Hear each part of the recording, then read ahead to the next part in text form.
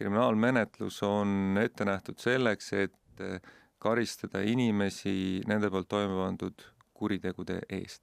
Ehk ainus eesmärk, millega prokurör tohib kohtusse minna, on see, et tõestada nii-öelda inimese süüd ja küsida talle nii-öelda siis väärikas karistus teos, mille puhul prokurör ise on veendunud, et tegemist on kuriteoga ja see inimene on selle kuriteo toimepanemises süüdi.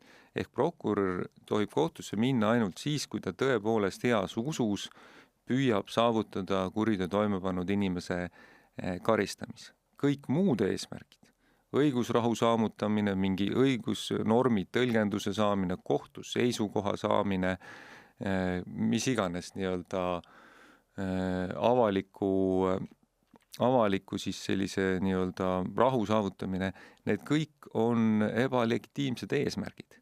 Ja kui prokurör tõesti on läinud kohtusse selleks, et katsetada mingisugust normi tõlgendust, siis mina väidan, et ei ole käitunud mitte lihtsalt valesti, vaid on käitunud ebaseaduslikult. Ehk lühike vastus on, õigusrahu saavutamiseks kriminaalmenetlustes kohtusse minna ei tohi.